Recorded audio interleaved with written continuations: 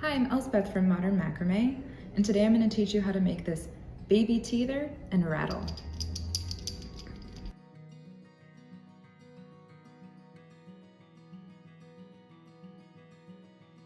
For this project, we're using 3mm rope in natural, which you can find at modernmacramé.com. I'm also going to be using these round wooden circle beads, which you can also find at modernmacramé.com. I'm using low residue painter's tape. That's really important for this project. There's a lot of taping, and a tape measure and very sharp scissors.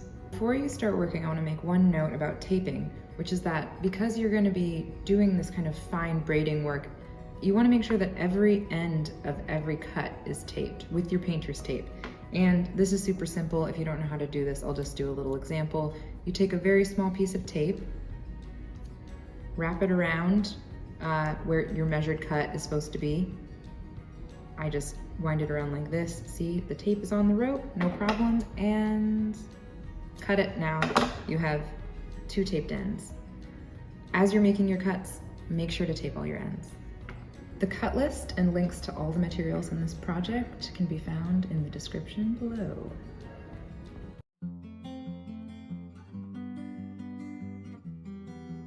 The first step of the baby rattle project is to tape the center of the 5-foot cuts that you've already made with a big piece of painter's tape, like this. They're securely together. Now we can start braiding. Holding the masking tape from one side or the other, you're going to open up the ropes and you're going to start anywhere you like, but you're going to wrap the first cord, whichever cord you like, around your thumb and over the next cord in sequence. You're going to pick up this cord that's in the next, that has this overlap, and you're going to overlap the next little rope, followed by the next one. As you can see, it's just going over and over.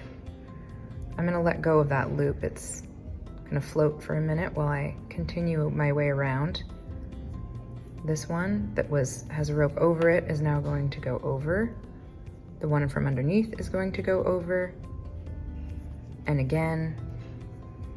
And you can probably see where this is going. The last one will go through the thumb loop, like so. And then we just tighten them, one at a time. You want to make sure it's nice and tight. This is going to lock each cord into place, make it nice and snug.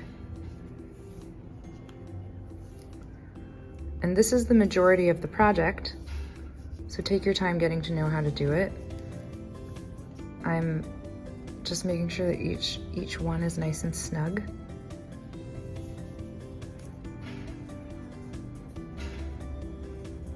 And then, that's the start. We're gonna go again. Loop it around the thumb to know where you began. Up and around. Next, up and around. Up and around.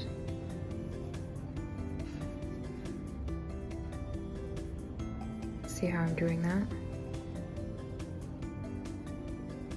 This is the last one, I know, because there's that big loop where my thumb was, and I know that I go through that loop and pull it through,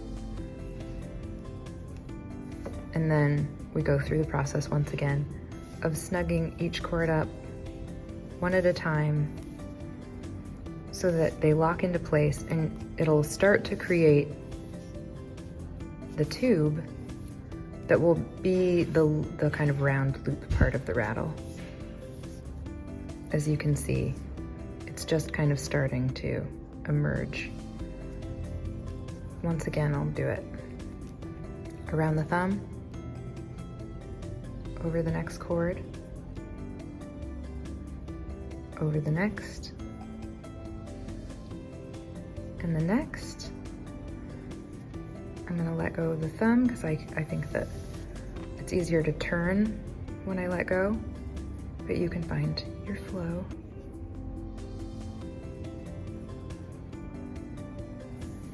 And then the last one goes through.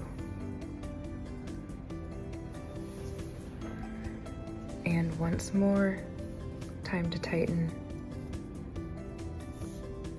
One at a time, I just pull these snugly. You can adjust this as many times as you want, but it doesn't have to be absolutely perfect because there's going to be so many of these that anyone that's a tiny bit loose will blend in with all the other ones too. So now you can start to see that the braid is starting to emerge. All right, so I'm just finishing up I just tightened this last round. I don't know, it's probably taken me under an hour to do about 5 inches. I'll measure 5 inches. That's exactly what I want. I'm gonna remove the tape. I'm not gonna throw it away though. I'm actually gonna tape from here down on my completed side. This is to indicate to myself as I braid in the opposite direction where to measure from so that I keep track. Ultimately, you just want the whole piece to be 10 total inches, but this is an easy way. As I start braiding this way, I can measure from the edge of this tape. So then, picking up and starting from the opposite side, I will continue to travel the same direction of travel that I was braiding on the other end, meaning I was going counterclockwise before, and I will continue to go counterclockwise this time. Consistency is key. That is the most important thing. Here we go, through that thumb loop. It's the exact same process as before. It's a little easier this time because I have this big handle to hold on to. And the tube is completed on the other side, so there's some sturdiness and structure, and we just keep going around and around and around for 5 more inches.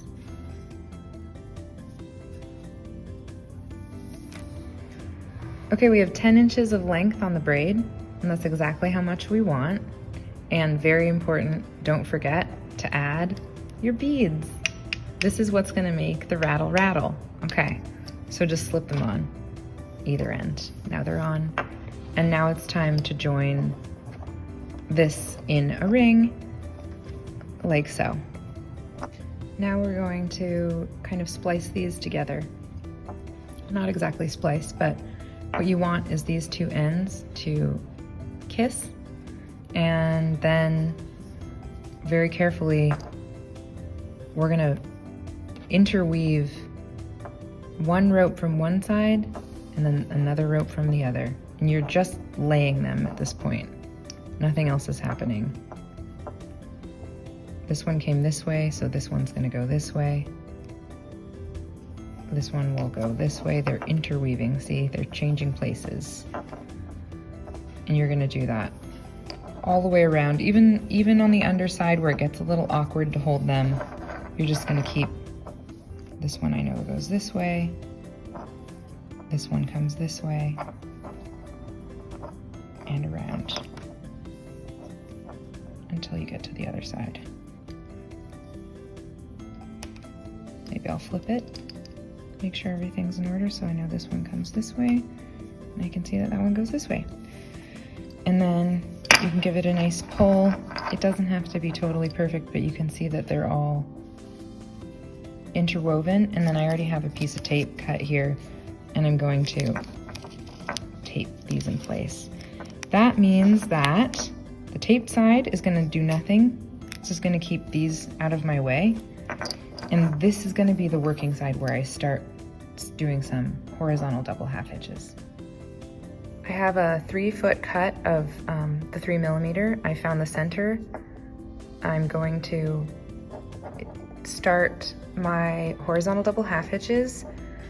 I'm gonna start on the top, and half of the 3-foot cut is going to belong to this side of the project, And this half is gonna be the working cord that's gonna travel around, and the half hitches will be made around it. So starting here, because this is where I'm starting, I'm gonna make half hitches. I always find that the first one is a little tricky, but it always works out. Here's my first little double half hitch. Boom. And then I'm gonna work my way around. The only added sort of tip here, trick, is that we will be adding 2 of the 2-foot cuts to this half hitch row. We need just a few more cuts and a few more knots on this filler cord to make it nice and a nice thick row of hitches. I'm gonna choose to add my cut of my 2-foot cut on the side, and then I'll add one on the other side when I get there. So I'm gonna attach it to the filler cord using a reverse lark's head, like that.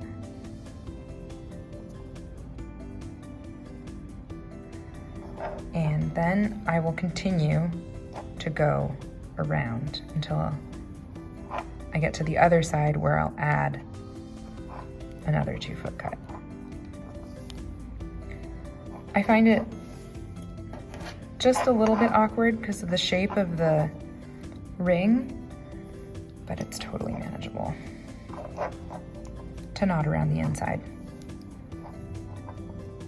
And at some point I will pull the filler cord through the ring, and I'll actually flip it over so that I continue to work in the round.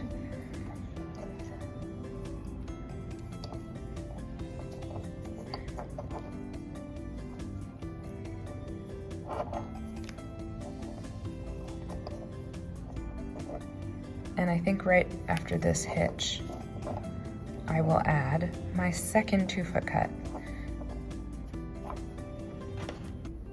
The other 2 cuts will be added to the other side when you work it. I'm gonna go ahead and attach via lark's head. There it is, and looks like this is the last in sequence.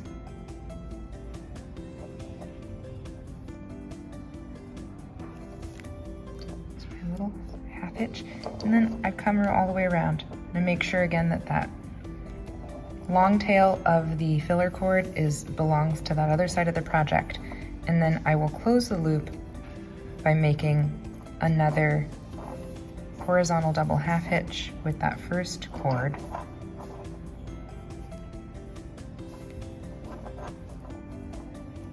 This will close the loop, and it will allow me to go around for another 2 rows of horizontal double half hitches.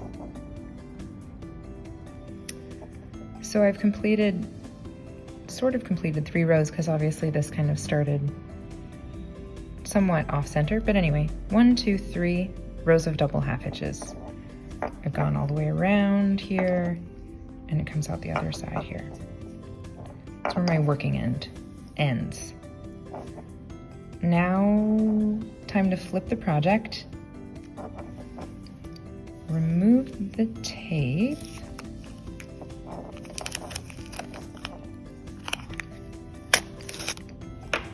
And with the working cord, the long tail that we left out for this side, you're going to, with these ends that we had taped, you're going to make the half hitches going this way. And it's just as before. It's a little bit, I think it's a little bit easier completing the second side. Don't forget to add your 2-foot cuts to this side as well. It'll make a much more even band of hitches, trust me. So I'll go ahead and add one now. Using a reverse lark's head around the filler cord, I'll add one to one side and one to the other just like I did on the opposite side, and you want to do it on the first round of hitches on this side. That's very important, don't forget. It'll make it nice and lush. And then continue around until there are 5 total bands of horizontal double half hitches locking together your teething ring.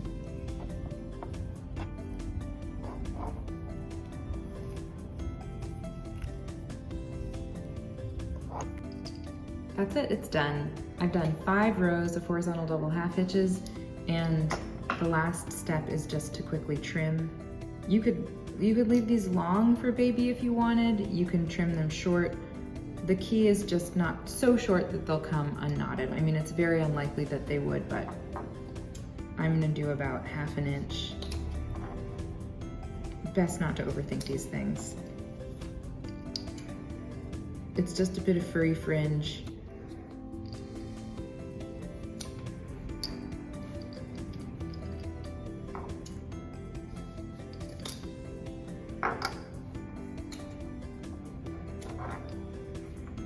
Now that these are trimmed, you can decide whether or not you want to keep them plied or not. They'll probably come undone eventually, especially if they're being teethed upon. I love that this is both a rattle and a teether, but if you want it to just be a teether or perhaps a very chic bangle, you could leave the beads off. Either way, this is a super fun multi-purpose baby object, very chic for boutique babies everywhere.